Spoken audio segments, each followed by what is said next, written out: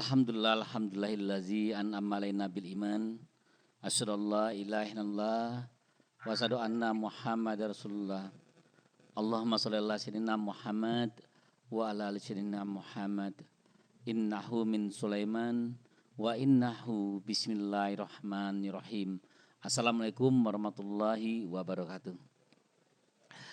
Bapak Ibu sekalian, sebelum kita mulai pengajian kita minta berkah dari Allah SWT. Kita sama-sama bacakan Ummul Kitab agar kiranya apa yang kita kaji nanti kita dibimbing oleh Allah, pertanyaan dibimbing oleh Allah, dan jawaban juga dibimbing oleh Allah.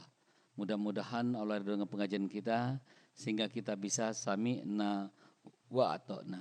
Al-Fatihah. A'udzubillahi minasyaitonirrajim. Bismillahirrahmanirrahim.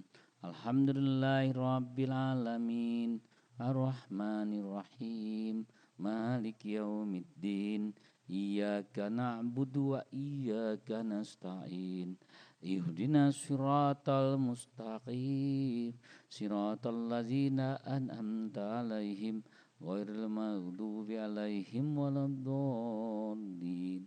Amin. Bella, tema hari ini adalah janji Allah itu adalah benar. Di mana sebelumnya kita harus tahu dulu apa saja janji Allah itu.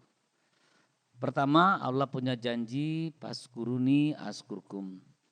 Ingatlah kamu kepadaku, aku akan ingat kepadamu. Itu janji yang pertama. Janji Allah kedua, berdoalah kamu kepadaku. Siapa yang berdoa kepada Allah, Allah akan berikan. Yang ketiga, Allah punya janji bersyukur. Bersyukurlah kamu kepadaku, akan kutambah nikmat. Jika kamu kufur, azabku sangatlah pedih. Janji Allah keempat, bahwasanya Allah membuat janji siapapun yang bermohon ampun kepada Allah, Allah akan ampunin. Jadi Bapak Ibu sekalian, kita dalam keadaan sempit, dalam keadaan susah, dalam kesenang dan gembira, ingatkan janji Allah. Bila kita buka janji Allah yang pertama adalah di suratnya Al-Baqarah ayat 152. Suratnya Al-Baqarah ayat 152. Auzubillahiminasyaitonirrajim. Bismillahirrahmanirrahim. Paskuruni askurkum waskuruli wala takburun. Shadaqallahul azim. Dibaca. Artinya, maka ingatlah kepadaku, aku pun ingat kepadamu, bersyukurlah kepadaku dan janganlah kamu ingkar kepadaku. Nah, Allah katakan, ingatlah kamu kepadaku. Bagaimana cara kita ingat kepada Allah? Allah jelaskan, innani anallah. Sesungguhnya aku ini adalah Allah, laksanakanlah sholat untuk mengingat aku. Jadi kita mengingat Allah itu sholat, dan kita mengingat Allah itu berzikir. Maka Allah katakan, berzikirlah kamu pagi dan petang. Jadi selalu ingat kepada Allah. Nah, Allah katakan bahwasanya jika kamu ingat kepadaku, aku akan ingat kepadamu. Masya Allah, luar biasa ya. Kita diingat oleh Pak Wali Kota saja enak. Pak Wali Kota ingat sama Ustadz Habib. Kan seneng. Mana Bapak Pasti Al-Furqon, mana Ustadz Habib. Waduh, ingat, senang banget ini. Ini wali kota yang ingat sama kita. Tapi ini yang ingat sama kita ini adalah Allah. Nah, kalau Allah ingat kepadaku, Allah katakan bahwasanya bersabarlah kamu itu dalam menunggu ucapan dariku. Sesungguhnya kamu itu dalam pengawasanku, maka bertasbihlah kamu mujiku setelah kamu berdiri bangun tidur. Nabi Allah katakan, kalau kamu ingat padaku, kamu tuh kuawasi selalu dan aku tahu isi hatimu. Coba kita lihat cara Allah ingat kepada kita, memberikan rezeki kepada kita. Seseorang yang jualan nasi, ini 5 kilo, berasnya 5 kilo, besok 5 kilo, lusa 5 kilo. Ya. Yang belinya orang beda-beda. Toh habisnya 5 kilo. Mengapa demikian? Allah memberikan rezeki kita itu berdasarkan takarannya. Contoh, misalkan Ustadz Habib bilang, kenapa Ustadz saya tidak bisa menjadi kaya punya perusahaan 10? Allah takut nanti nanti Ustadz Habib punya perusahaan 10, lupa pada Allah. Jadi Allah cinta kepada kita itu bukan berarti semata-mata dia memberikan harta yang banyak.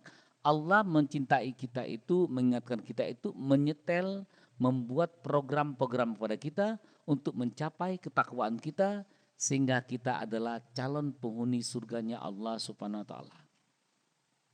Nah, kalau kita lihat kok ada orang tidak sholat, tidak ngaji, tidak bersedekah, kok dia kaya raya, tidak pernah sakit, tidak pernah demam, tidak pernah punya masalah, tidak pernah goncangan. Dia mendapatkan rezeki istidroj, rezeki yang dibiarkan oleh Allah. Nah, sebenarnya Allah mengingatkan kita itu dengan kita sakit, dengan kita goncangan, dengan kita bermasalah, dengan kita kekurangan, dengan kita dikatain orang lain, itu ciri-ciri Allah ingat kepada kita. Allah selalu kirimkan kepada kita. Apa kirimannya? Allah mempunyai 3 kiriman. Pertama goncangan, yang kedua kata-kata menyakitkan, yang ketiga adalah kekurangan. Itu kiriman dari Allah. Coba kita lihat, pada saat orang sakit, orang tuh dekat sekali pada Allah. Selalu menyebut nama Allah, Allah, Allah, Allah. Dan juga pada saat sakit itu, kita doa kita tanpa batas dengan Allah. Tanpa batas dengan Allah. Maka dicontohkan Nabi Ayub bahwasanya dia sakit, begitu dia berdoa, anni masani yadurun wa anta arhamur rahimin. Maka langsung dijawab oleh Allah. Nabi Sulaiman alaihissalam pada saat dia sakit, Nabi Sulaiman diuji oleh Allah, tergeletak di atas kursi. Maka Nabi Sulaiman berdoa, ya Tuhanku berikan aku istana yang belum dimiliki, yang tidak dimiliki oleh orang sesudahku. Maka Nabi Sulaiman mendapatkan kerajaan yang paling mewah di muka bumi ini. Masya Allah luar biasa. Jadi Bapak Ibu sekalian, Allah katakan bersyukurlah kamu kepadaku. Nah, bagaimana cara kita bersyukur? Pertama kita selalu mengucapkan menghadirkan Allah dalam kehidupan. Itu orang bersyukur. Selalu menghadirkan Allah dalam kehidupan. Yang kedua ucapkan Alhamdulillah. Yang ketiga nikmat yang Allah berikan digunakan untuk kebaikan. Tadi saya bicara sama Alif, ya kita bersyukur pada Allah. Walaupun capek-capek kita pindah-pindah dari malam, dari ke subuh lagi, kita bersyukur pada Allah. Kadang banyak orang ingin isi ceramah, isi kajian, tapi tidak ada tempatnya. Tapi kita bersyukur pada Allah. Nah, Allah tuh menguji kita itu sesuai dengan kemampuan kita. Allah menguji kita sesuai dengan kemampuan kita. Maka Allah jelaskan di Al-Baqarah terakhir itu, sesungguhnya aku menguji kamu itu sesuai dengan kemampuan kamu. Tapi kadang-kadang manusia selalu mengeluh bahwasanya aku tidak sanggup, ujian ini besar, ujian ini besar. Semakin tinggi iman kita, semakin tinggi juga ujian kita. Semakin tinggi iman kita, semakin banyak juga kekurangan kita. Semakin tinggi juga iman kita, semakin banyak orang yang mengatain kita. Saya kasih contoh. Ustadz Abdul Somad, tidak semua orang yang senang. Bahkan dia mau berdakwah pun didemon, ditolak. Ustadz Basalama, ya semakin tinggi dia, semakin banyak orang yang mengatainya. Ustadz Adi Hidayat, semakin tinggi dia, semakin banyak orang yang menghujatnya. Karena apa? Semakin tinggi kita itu, semakin tinggi juga ujian kita. Semakin tinggi juga ujian kita. Maka Allah katakan, bersyukurlah kamu kepadaku, jangan ingkar terhadap nikmatku. Maka Allah jelaskan, sesungguhnya semua nikmat itu dari aku, dan semua bencana itu dari kamu sendiri. Jadi Allah menjelaskan di surah An-Nisa 79, semua nikmat itu dari aku, berarti Allah selalu memberikan nikmat kepada kita.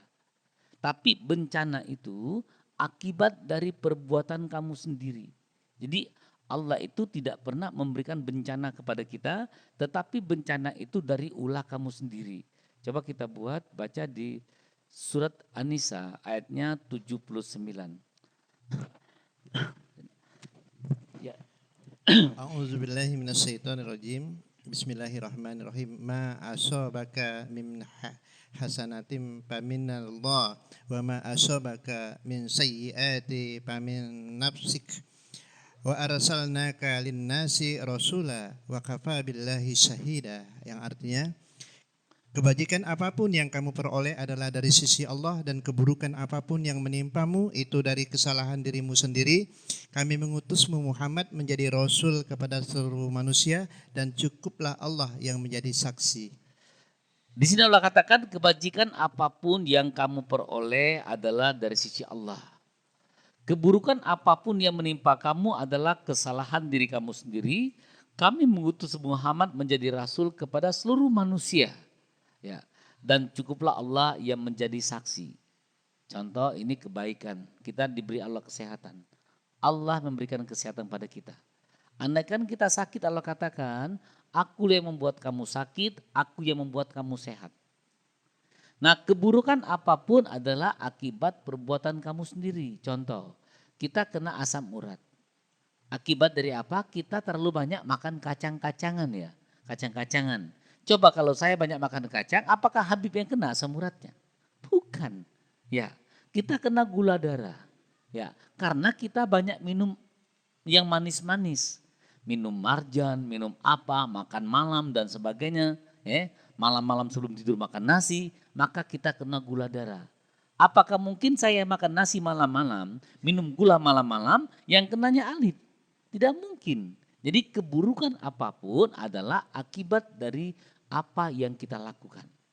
Nah, apapun keburukan kita ini, biasanya kita melakukan keburukan ini karena faktor tidak tahu. Saya kasih contoh.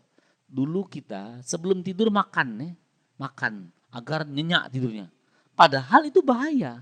Setelah kita tahu bahwasanya sebelum tidur jangan makan nasi, kita tidak mau melakukannya lagi. Kalau dulu sebelum tidur beli palapa dulu 1 bungkus. Udah kenyang tidur. Ya, tanpa kita sadari kita tuh merusak diri kita sendiri. Pun Allah katakan, semua keburukan itu akibat kamu sendiri. Contoh, dulu ada orang meminta-minta kita marah. Ya, ternyata orang meminta-minta itu tanda Allah akan ganti rezeki kita. Maka sekarang kemarahan kita itu kita akan ganti sekarang mencari mana orang yang meminta-minta.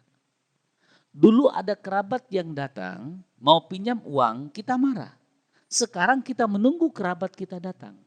Sebenarnya agar kita mendapat berkah Allah, bagaimana caranya kerabat kita itu harus merapat ke tempat kita. Merapat ke tempat kita, datang ke tempat kita.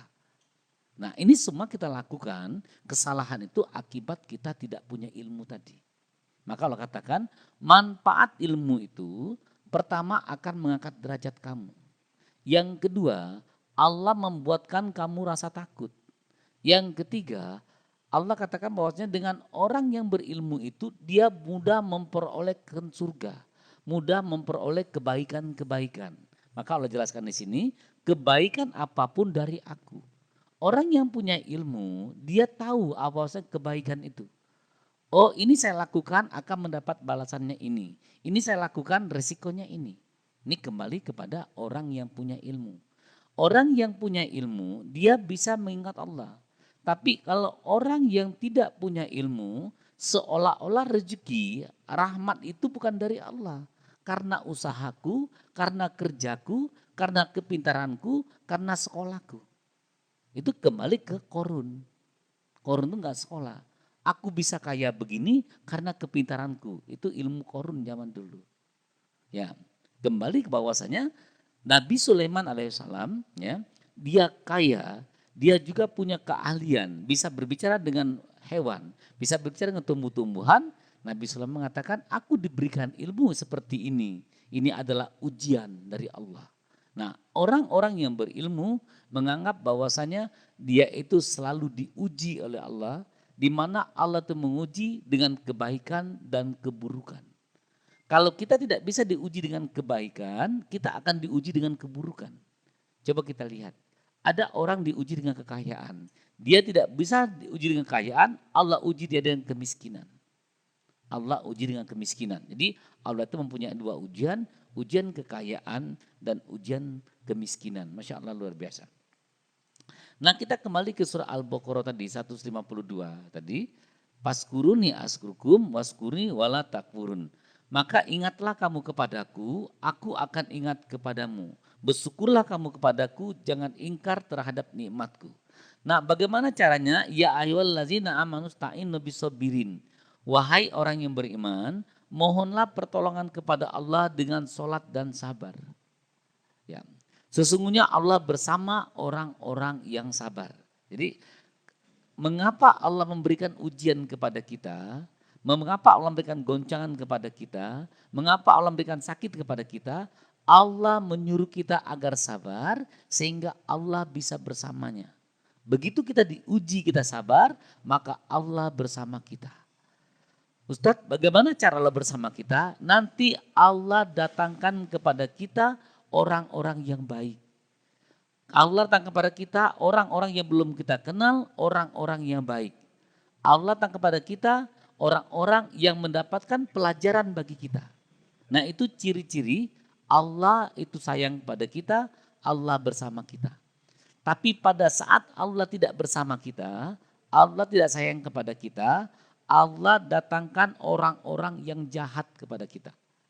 Maaf, Allah datangkan perempuan nakal, Allah datangkan preman, Allah datangkan orang yang menipu kita, Allah datangkan orang yang mengajak berbuat jahat, Allah datangkan juga orang mengajak kita berbuat maksiat, Allah datangkan orang yang mengajak kita untuk narkoba, untuk sabu-sabu, untuk ecstasy, untuk ganja. Itu adalah ciri-ciri kita dibiarkan oleh Allah. Allah datangkan orang-orang yang jahat kepada kita.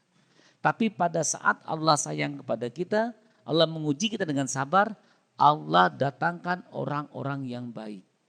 Tiba-tiba saya kenal dengan si A, alhamdulillah ya Allah, alhamdulillah ya Allah, alhamdulillah ya Allah.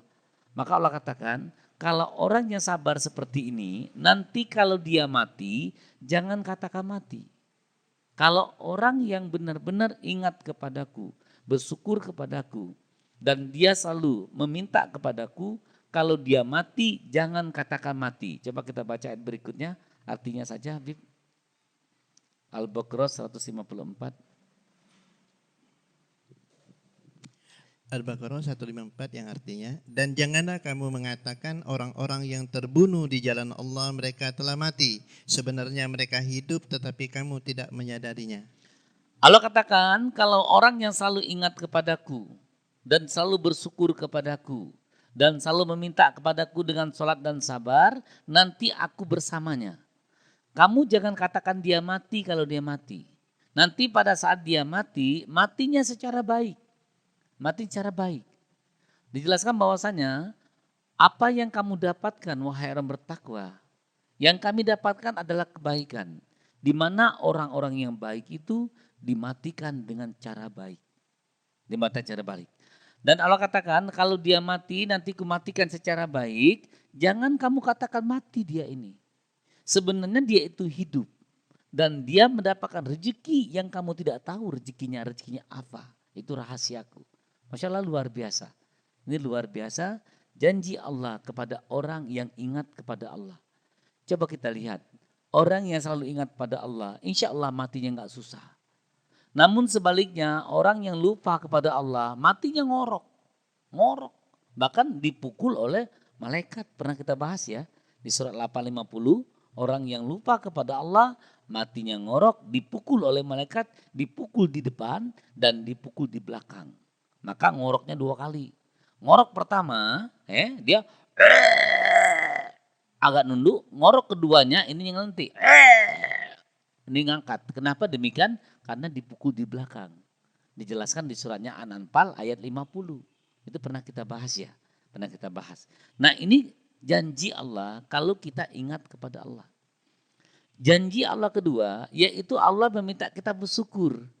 Coba kita buka surat 14, surat Ibrahim ayatnya 7 ya. Surat 14 ayat 7. Surat Ibrahim ayatnya 7. Boleh Bib? Baik. Astagfirullah rabbukum. Suratnya 14 ayatnya 7. Quran surat Ibrahim surat 14 ayat 7. A'udzubillahi minasyaitonirrajim yang artinya, dan ingatlah ketika Tuhanmu memaklumkan sesungguhnya jika kamu bersyukur niscaya aku akan menambah nikmat kepadamu, tetapi jika kamu mengingkari nikmatku maka pasti azabku sangatlah berat. Dan ingatlah Tuhan kamu memaklumkan Sesungguhnya jika kamu bersyukur akan kutambah nikmat. Jadi Allah tuh meminta kita bersyukur saja. Akan kutambah nikmat secara otomatis nih.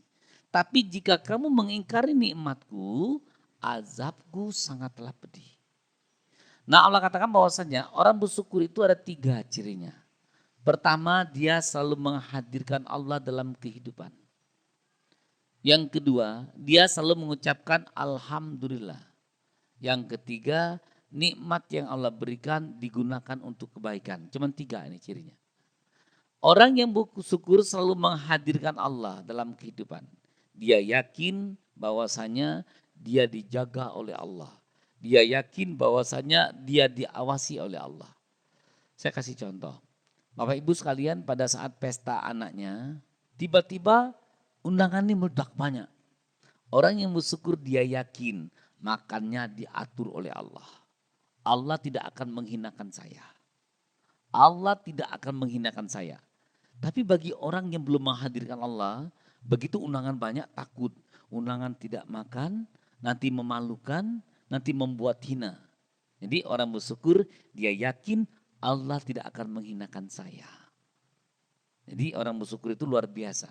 Dia mendapatkan ketenangan, mendapatkan keberkahan hidupnya. Nah orang-orang yang bersyukur ini nanti akan diuji oleh Allah. Orang menghadirkan Allah ini akan diuji oleh Allah. Salah satu ujiannya, tadi ada goncangan tadi, pada saat kita bersyukur Allah akan menguji orang yang datang kepada kita, yang meminta-minta kepada kita. Dengan dalil yang berbeda. Semakin tinggi iman kita, semakin berbeda cara orang meminta kepada kita. Coba kita lihat ujian orang bersyukur dengan harta ya. Ya, suratnya 6 ayat 52 dan 53 ini ujian orang bersyukur dengan harta. Surat 6 ayat 52 dan 53. Surat 6 ayat 52 dan 53.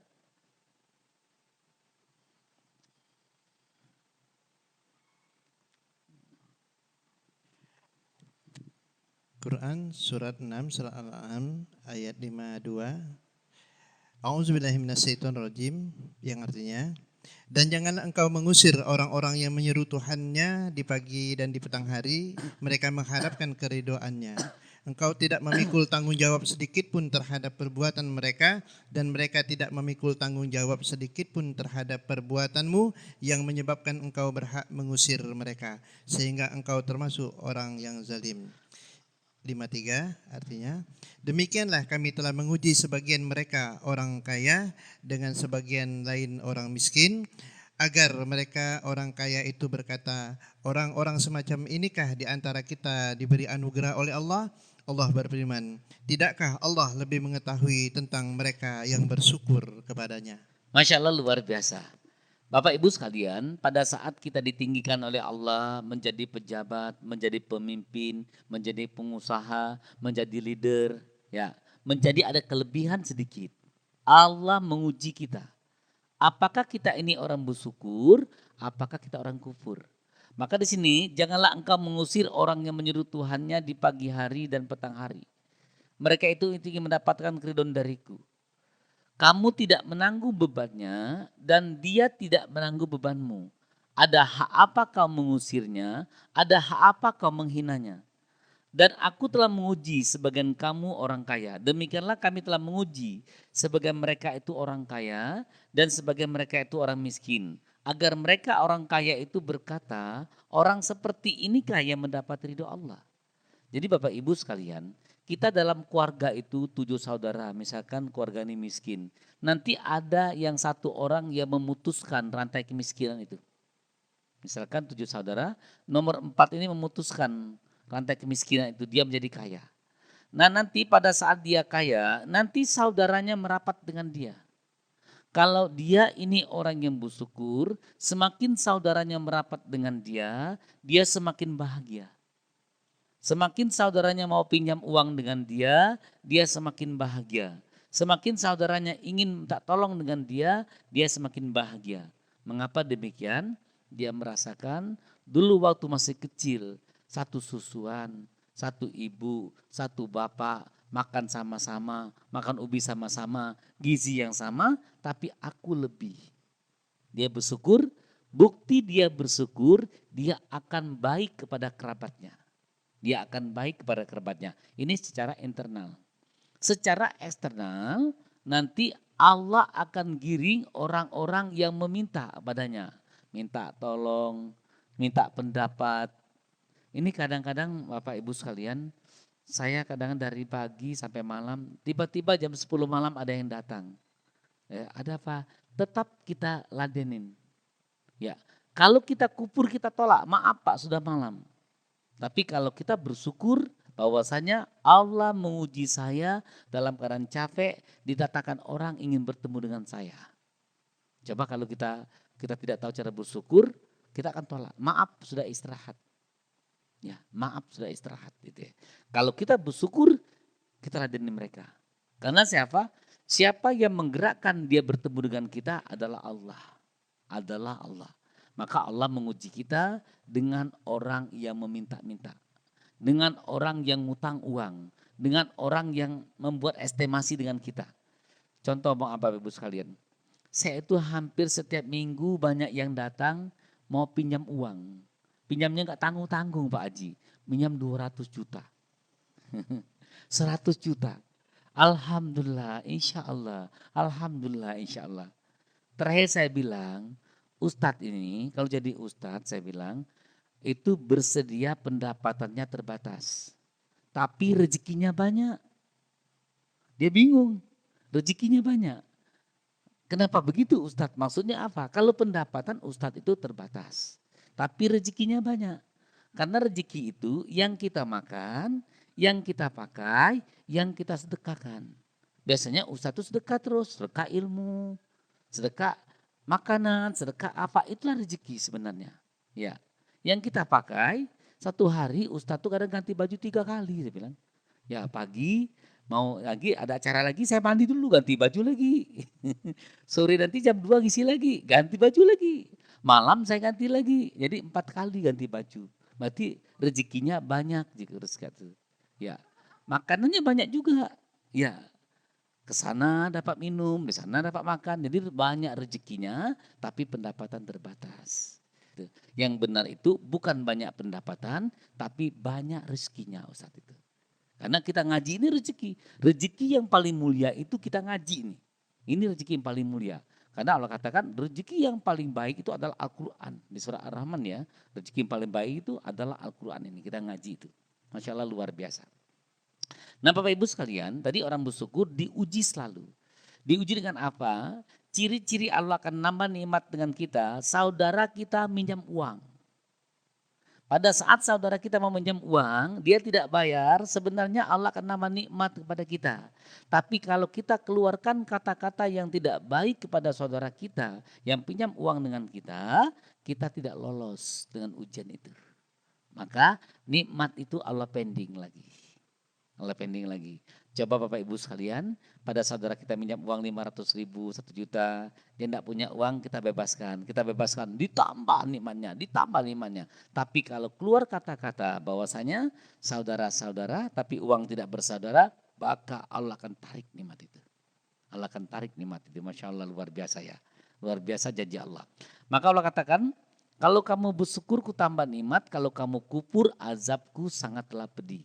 Coba kita lihat bahwasanya orang bersyukur menghadirkan Allah, yang kedua selalu mengucapkan alhamdulillah. Jadi orang yang bersyukur itu sakit alhamdulillah, kecurian alhamdulillah. Maaf saya ada hari itu berdakwah di OI. Karena banyak jemaah saya langsung berdiri, HP terjatuh. Begitu terjatuh mana HP ya? Di miss call masih bunyi. Miss call kedua enggak bunyi lagi. Kata anak-anak, kita cari aja lewat Google di mana mati terakhirnya. Saya bilang enggak usah, nanti membuat fitnah kita. Ya, kita bersyukur saja, kita doakan yang menemukan HP tadi berguna bagi dia dan nanti kita diganti HP yang baru. Besok pagi pulang dari OI, ketemu HP-nya di IGM. Depan Polda, ada toko HP sana. Begitu ke EGM ditawarin, mau yang mana Pak? Yang 20 juta, yang 15 juta ada semua. Silakan ambilnya. Silakan ambil semua. Ya pilih yang sederhana saja cukup. Tidak nyampe 10 menit langsung dikasihkan. Masya Allah, bertemunya di sana. Berarti Allah itu ingin ganti HP kita yang baru. Lantas pertanyaannya, nomor-nomor orang hilang. Nanti dia akan telepon sendiri. Di situ termasuk Allah tuh menyaring nomor-nomor yang kita simpan.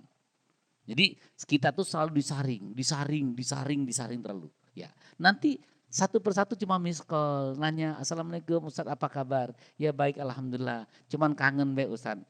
Masukin nomor HP. Nanti ketemu tolong miss call lagi ya, masukin nomor HP. Sebenarnya Allah punya tujuan segala sesuatunya itu. Tapi tanpa kita sadari. Allahu Akbar. Dan orang yang bersyukur tadi, nikmat yang Allah berikan digunakan untuk kebaikan. Jadi segala nikmat ini digunakan untuk kebaikan. Contoh Bapak Ibu sekalian, orang-orang yang bersyukur kalau pesta anak, dia tidak akan undang biduan. Ya, tidak akan undang kemaksiatan. Tapi bagi orang yang kufur, ya, saya hari itu ada isi acara di daerah Tanggo Buntung, maaf ya, bukan saya nyebutkan, tempatnya kita rahasiakan. Sudah kita ceramah itu, orang joget semua. Tanya, kok ngapain bapak-bapak ini? Tanya on katanya, on. Ya, jadi semuanya narkoba. Berarti dia pesta anaknya, dia mengundang kemaksiatan.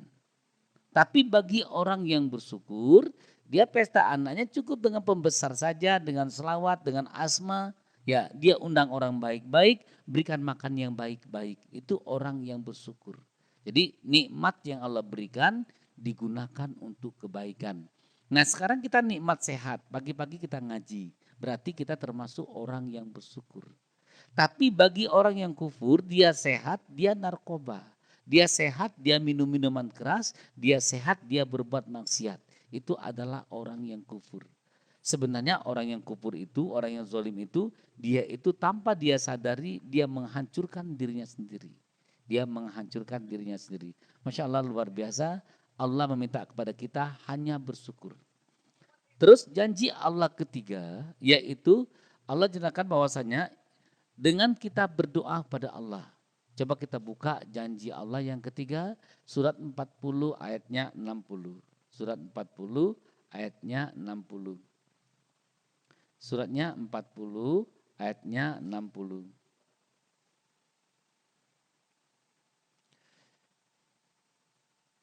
Suratnya 40 ayatnya 60. Quran surat Ghafir atau surat Mukmin ayat 60. A'udzubillahi minasyaitonirrajim. Bismillahirrahmanirrahim, yang artinya, dan Tuhanmu berfirman, berdoalah kepadaku, niscaya akan aku perkenankan bagimu. Sesungguhnya orang-orang yang sombong tidak mau menyembahku akan masuk ke neraka jahanam dalam keadaan hina dina. Tuhanmu berfirman, berdoalah kamu kepadaku, niscaya akan kuperkenakan doa itu.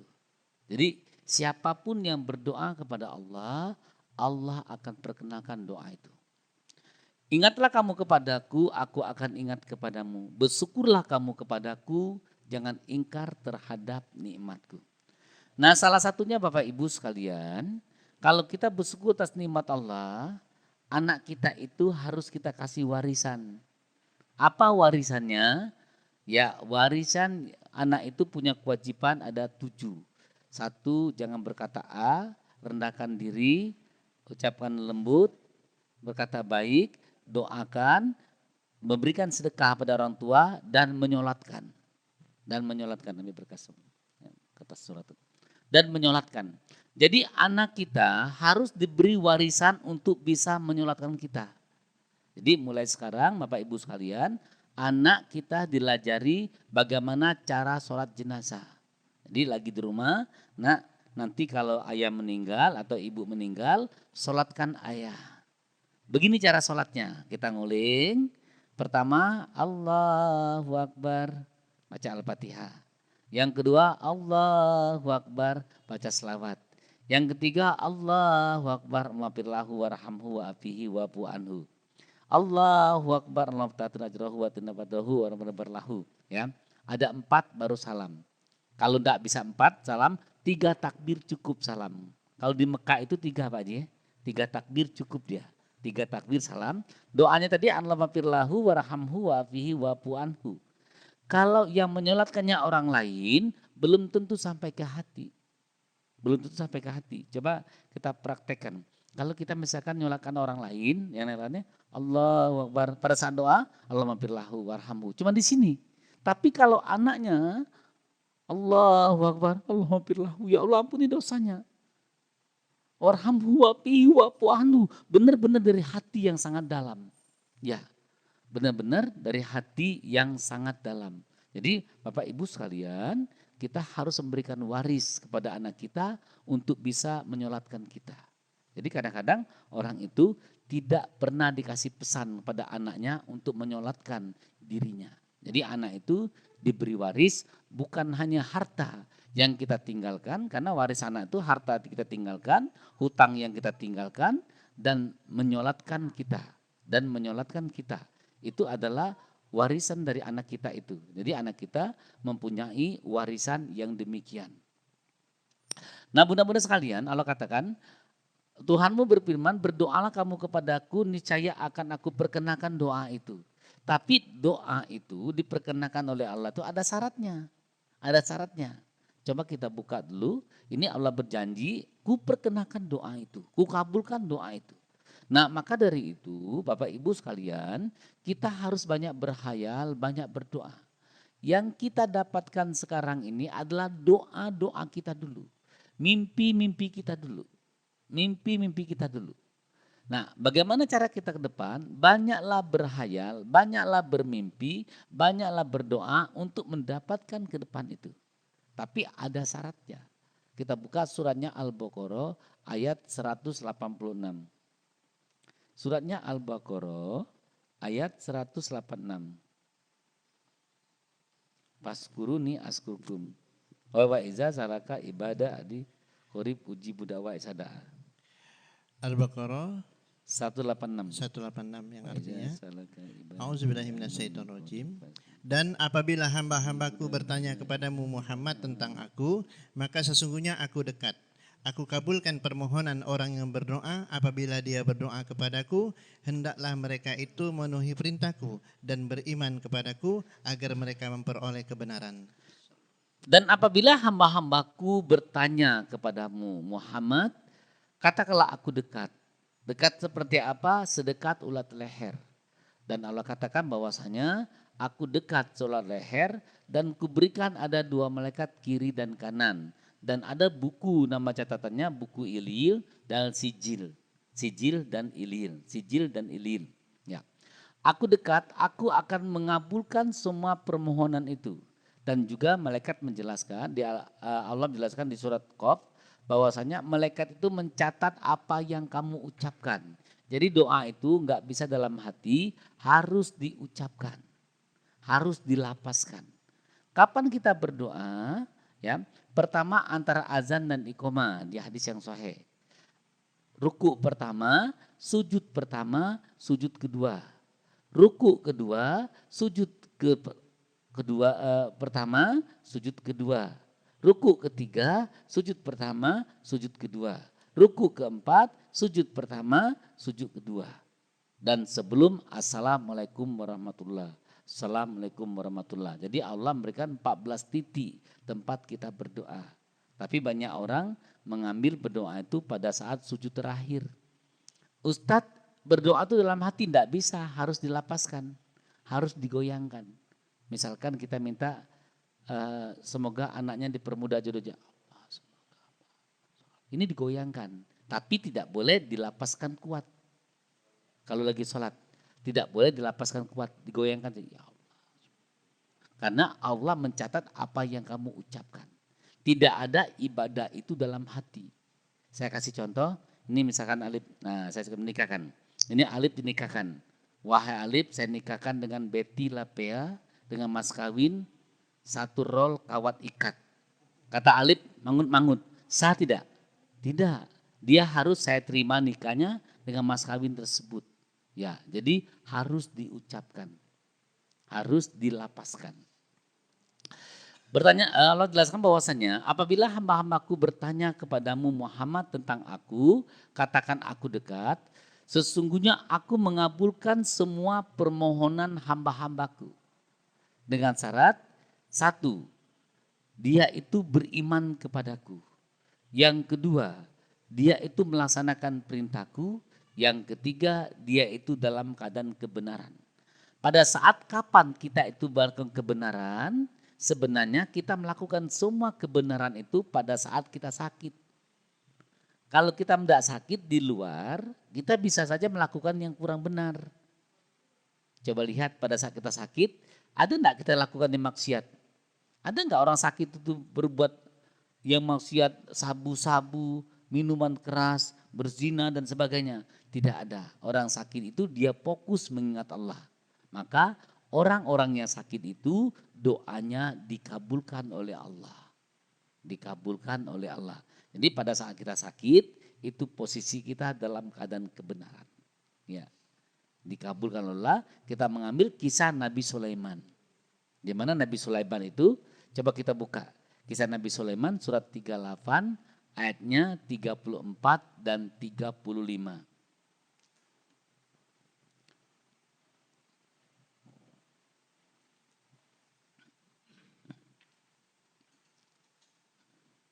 Surat 38 ayat 34 dan 35. Quran surat Sot surat 38 ayat 34 dan 35. A'udzubillahi minasyaitonirrajim, yang artinya, dan sungguh kami telah menguji Sulaiman dan kami jadikan dia tergeletak di atas kursinya sebagai tubuh yang lemah karena sakit. Kemudian dia bertaubat. Terus lagi Dia 35. berkata, ya Tuhanku, ampunilah aku dan anugerahkanlah kepadaku kerajaan yang tidak dimiliki oleh siapapun setelahku, sungguh engkaulah yang maha pemberi. Allah jelaskan, dan sungguh kami telah menguji Sulaiman dan kami jadikan dia tergeletak di atas kursinya sebagai tubuh yang lemah. Jadi orang sakit itu kan lagi diuji oleh Allah, tubuhnya lemah. Dan dia bermohon ampun kepada Allah, bertobat kepada Allah, dan dia berkata, ya Tuhanku, ampuni aku dan anugerahkanlah kepadaku kerajaan yang tidak dimiliki oleh siapapun setelah aku. Masya Allah, luar biasa. Maka apa yang terjadi? Allah jawab doa Nabi Sulaiman, yaitu Allah memberikan kerajaan kepadanya yang tidak dimiliki oleh siapapun. Di mana Nabi Sulaiman itu tidak tahu kapan dia matinya, dia tahunya pas tongkatnya dimakan rayap. Pas tongkatnya dimakan rayap. Dan kekayaan Nabi Sulaiman dihilangkan oleh Allah. Karena doanya jangan dimiliki oleh orang sesudahku. Maka peninggalan Nabi Sulaiman itu tidak ada. Peninggalan tidak ada. Walaupun orang yang mengklaim Borobudur ketinggalan Sulaiman. Tapi dibantah ayat ini. Dibantah ayat ini. Nah Bapak Ibu sekalian, Allah katakan tadi bahwasanya kamu dalam keadaan kebenaran, kapan kita kebenaran kita lagi sakit itu benar yang kita lakukan. Kita ingat kepada Allah, kita berzikir kepada Allah, kita bermohon ampun kepada Allah. Tapi kalau kita lagi di luar, kita banyak uang, itu ada kesombongan di kita. Manusia itu kan banyak setan yang menggoda. Kita tidak mau sombong, tapi ada kesombongan kita. Kita tidak mau ujub, tapi akan datang penyakit ujub pada kita. Kita tidak mau melihat sesuatu yang tidak baik. Tiba-tiba datang depan motor kita, depan mobil kita, ada wanita yang tidak pakai tutup auratnya. Jadi banyak sekali pelanggaran-pelanggaran begitu kita di luar. Tapi pada saat kita sakit, insya Allah kita dalam keadaan kebenaran. Pertama tadi agar doa kita dikabulkan, kamu beriman kepadaku.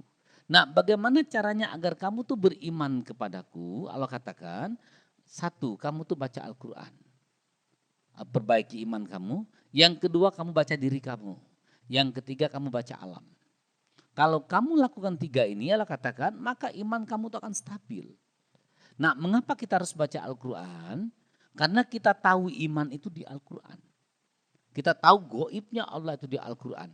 Coba kita buka surat 42 ayat 52. Bahwa kita tahu iman itu dari Al-Quran.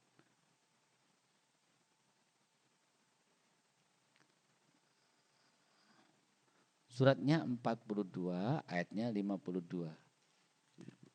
A'udzubillahi minasyaitonirrajim, yang artinya surat Asy-Syura surat 42 ayat 52. Dan demikianlah kami wahyukan kepadamu Muhammad roh atau Al-Quran dengan perintah kami. Sebelumnya engkau tidak mengetahui apakah kitab Al-Quran dan apakah iman itu. Tetapi kami jadikan Al-Quran itu cahaya. Dengan itu kami memberi petunjuk siapa yang kami kehendaki di antara hamba-hamba kami.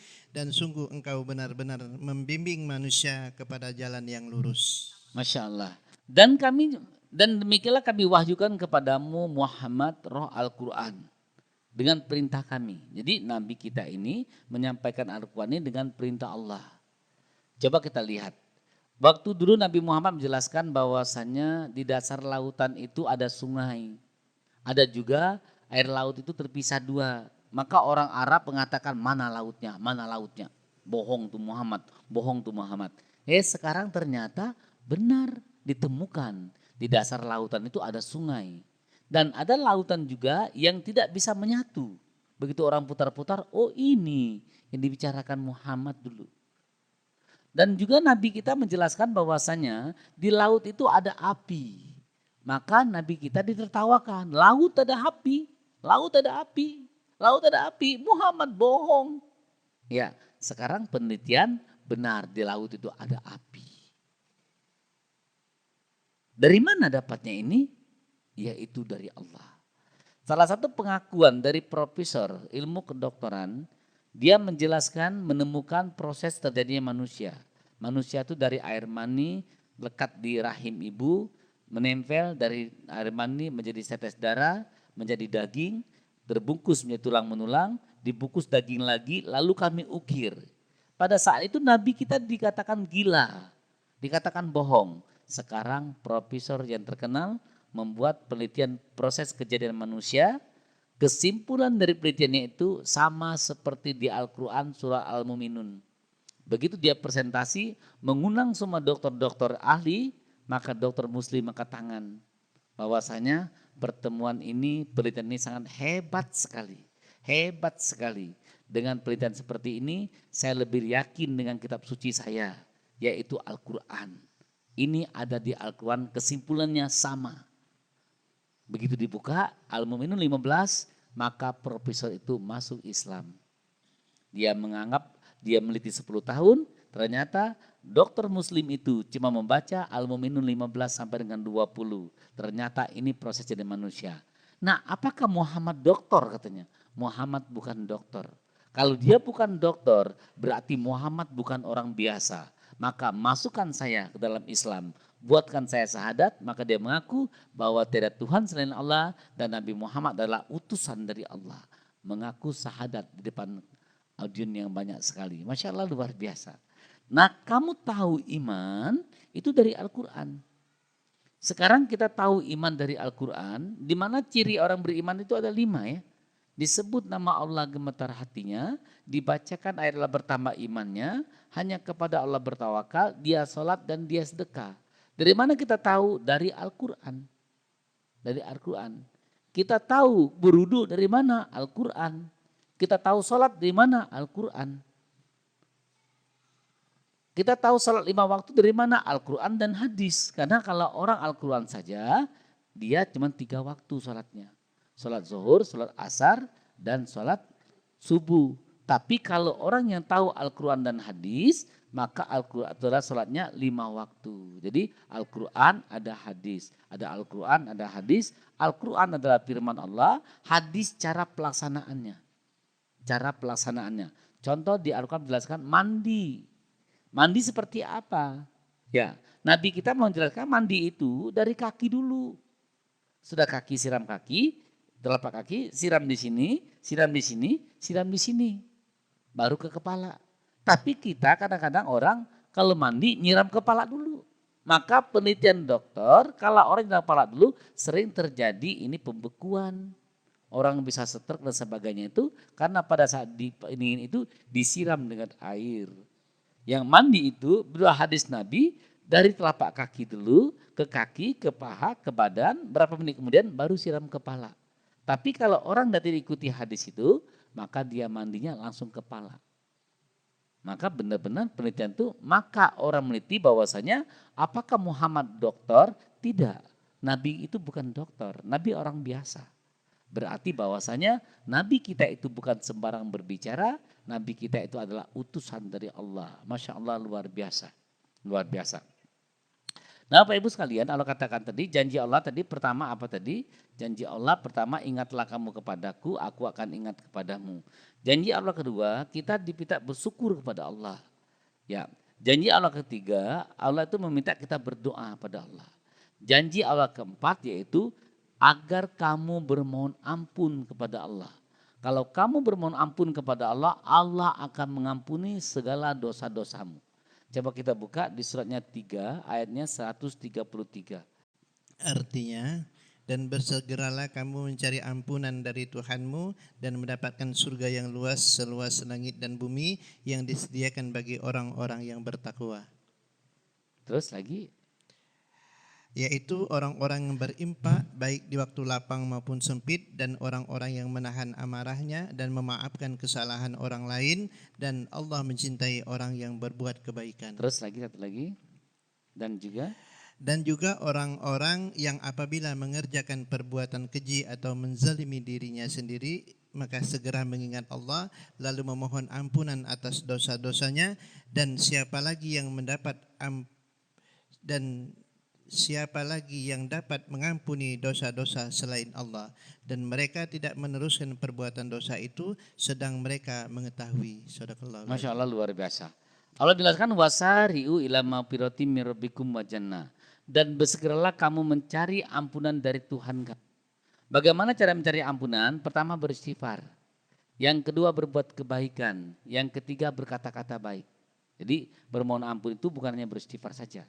Tapi dengan kita berbuat kebaikan, maka dijelaskan di surat Hud, surat 11 ayat 114 itu, laksanakanlah sholat pagi dan petang, sesungguhnya dan berbuatlah kebaikan, sesungguhnya dengan berbuat baik itu Allah mengampuni dosa kita. Jadi bermohon ampun itu bukan saja kita itu dengan beristighfar, tapi dengan kita melakukan kebaikan, Allah mengampuni dosa kita. Contoh, kita di majelis ini, selama kita di majelis ini banyak sekali dosa kita diampunin. Banyak sekali dihapus. Ya. Kita sholat juga banyak dihapus dosa kita.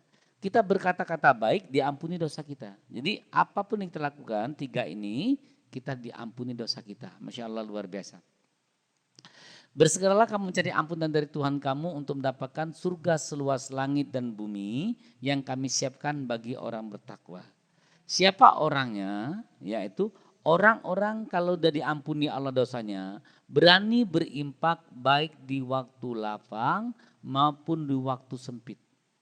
Dan orang-orang itu bisa menahan amarahnya serta bisa memaafkan kesalahan orang lain. Ciri orang yang masih dendam itu ciri-ciri dosanya masih tebal nih. Tapi kalau orang dosanya diampuni oleh Allah, dia mudah memaafkan kesalahan orang lain. Dan Allah jelaskan juga, dan juga orang-orang apabila mengerjakan perbuatan keji, segera dia mengingat Allah. Segera dia mengingat Allah. Jadi siapa lagi yang mengampuni dosa kita selain daripada Allah Subhanahu wa taala. Maka Allah jelaskan, sedosa sebesar apapun Allah akan ampuni. Maka di hadis itu, dosa sebanyak buih di lautan, tetap Allah akan ampuni dosa itu. Jangan takut dari rahmat Allah. Al-Qur'annya di mana? Di surat 39 ayatnya 53. Suratnya Az-Zumar ayatnya 53. Quran surah Az-Zumar surat 39 ayat 53 yang artinya A'udzubillahi minasyaitonirrajim. Katakan, wahai hamba-hambaku yang melampaui batas terhadap diri mereka sendiri, janganlah kamu berputus asa dari rahmat Allah. Sesungguhnya Allah mengampuni dosa-dosa semuanya. Sungguh dialah yang maha pengampun, maha penyayang. Allah katakan bahwasanya, wahai orang-orang yang beriman, janganlah putus asa dari rahmat Allah. Sesungguhnya Allah akan mengampuni semuanya. Jadi semua dosa-dosa kita diampuni oleh Allah. Dosa masih bujang, dosa masih gadis, dosa dalam negeri, dosa luar negeri, dosa berbisnis, dosa apapun Allah katakan akan kuampuni, akan kuampuni. Jadi kita tidak boleh putus asa dari rahmat Allah. Karena Allah katakan orang yang putus asa dari rahmat Allah itu adalah orang yang kafir. Sering orang, ya Allah Ustadz aku dulu banyak dosa. Tenang saja, Allah akan ampuni semuanya. Ustadz, dulu saya pernah syirik musyrik, semuanya. Dijelaskan bahwasanya Allah tidak bisa mengampuni dengan orang syirik musyrik. Ya, itu pada saat dia mati, dia dalam keadaan syirik musyrik. Itu Allah tidak bisa mengampuni. Tapi kalau dia sudah bermohon ampun kepada Allah, semua dosa kita diampuni oleh Allah. Syirik musyrik itu yang tidak di An-Nisa 48, bahwasanya Allah tidak bisa mengampuni dosa orang syirik musyrik ya. Syirik musyrik itu bukan hanya mereka itu datang ke dukun-dukun, ke paranormal, tetapi syirik musyrik itu orang yang tidak berzakat, yang tidak mau mengeluarkan hartanya, itu termasuk syirik musyrik. Coba kita, ini kadang-kadang orang bilang aneh kok syirik musyrik, ya dia menuhankan hartanya. Kita buka surat 41 ayat 6 dan 7. Suratnya 41 ayat 6 dan 7.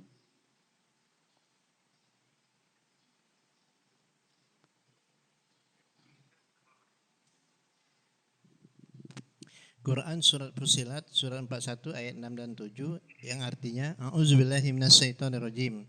Katakanlah Muhammad, aku ini hanyalah seorang manusia seperti kamu yang diwahyukan kepadaku bahwa Tuhan kamu adalah Tuhan yang Maha Esa. Karena itu tetaplah kamu beribadah kepadanya dan mohonlah ampunan kepadanya, dan celakalah bagi orang-orang yang menyekutukannya, yaitu orang-orang yang tidak menunaikan zakat dan mereka ingkar terhadap kehidupan akhirat. Katakanlah Muhammad, sesungguhnya aku ini adalah manusia biasa seperti kamu. Ya, celakalah bagi orang yang mempersekutukan Allah. Siapa orangnya? Orang-orang yang tidak menunaikan zakat, mereka ingkar terhadap pertemuan dengan Allah, mereka ingkar terhadap hari akhirat. Jadi orang yang tidak mau berzakat, tidak mau berimpak, tidak mau menjihadkan hartanya Allah, Allah katakan dia termasuk musyrik. Dia menuhankan Tuhan hartanya. Jadi bukan hanya menuhankan puyang, bukan hanya menuhankan kayu-kayu, tapi dia menuhankan hartanya. Maka Allah katakan dia dalam keadaan fasik. Jadi orang yang tidak berzakat, dia tidak berinfak, Allah katakan juga ini adalah syirik musyrik. Ustadz, saya tidak punya harta nih. Tidak punya harta, ya itu berbeda dengan orang yang punya harta. Ya, orang punya harta yang tidak mau mengeluarkan hartanya, maka dia termasuk syirik musyrik juga. Jadi Bapak Ibu sekalian, bahwasanya Allah akan mengampuni semua dosa kita kecuali yang syirik dan musyrik tadi. Termasuk kalau kita tidak mau berinfak, tidak mau bersedekah dan tidak mau berzakat, ya sholat kita juga tidak diterima oleh Allah. Dalilnya di mana? Ara'aital ladzi yukadzibu biddin fadzalikal ladzi yad'ul yatim wala yahuddu ala ta'amil miskin. Masyaallah luar biasa. Dan Allah katakan jangan kamu putus asa dari rahmat Allah. Coba kita buka satu ayat lagi suratnya. Ayatnya 52, ayat 87, 1287. Surat ini 1287 lagi-lagi. Surat 12 ayatnya 87. Buka surat 12 ayatnya 87.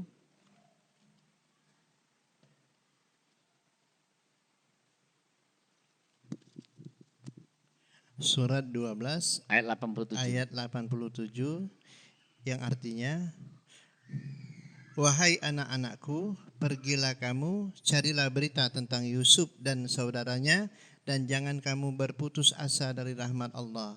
Sesungguhnya yang berputus asa dari rahmat Allah hanyalah orang-orang kafir. Allah katakan bahwasanya, wahai anakku, janganlah kamu putus asa dari rahmat Allah. Sesungguhnya orang yang putus asa dari rahmat Allah hanyalah orang-orang yang kafir. Jadi Bapak Ibu sekalian, kita tidak boleh putus asa dari rahmat Allah. Karena Allah katakan orang yang putus asa dari rahmat Allah hanyalah orang yang kafir. Orang yang putus asa dari rahmat Allah hanyalah orang yang sesat. Coba kita buka satu ayat lagi, surat 15 ayat 56. Suratnya 15 ayatnya 56. Surat 15 ayat 56.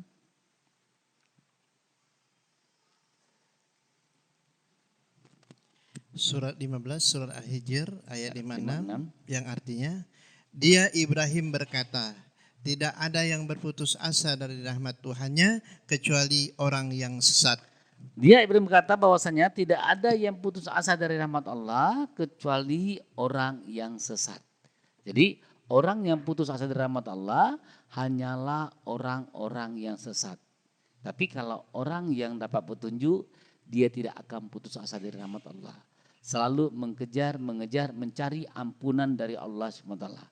Mudah-mudahan kita bukan orang putus asa dari rahmat Allah. Kita mengerti dengan janji-janji Allah. Di mana janji Allah tadi pertama, paskuruni askurkum, waskuruni wala takburun. Ingatlah kamu kepadaku, Allah akan ingat kepada kita. Yang kedua, janji Allah, bersyukurlah kamu kepadaku. Siapapun yang bersyukur, Allah akan tambah nikmat. Janji Allah yang ketiga, dengan berdoa kepada Allah. Berdoalah kamu kepadaku, akan kukabulkan semua doa kamu itu. Syaratnya ada di Al-Baqarah 186. Wa iza salaka ibadah anikori bijuda dawa isada'a. Yang keempat, janji Allah bahwasanya bermohon ampunlah kamu kepadaku. Jadi jangan putus asa dari rahmat Allah. Sesungguhnya orang yang putus asa dari rahmat Allah adalah orang-orang yang kafir.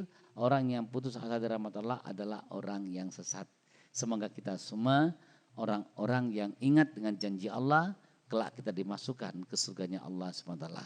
Wassalamualaikum warahmatullahi wabarakatuh.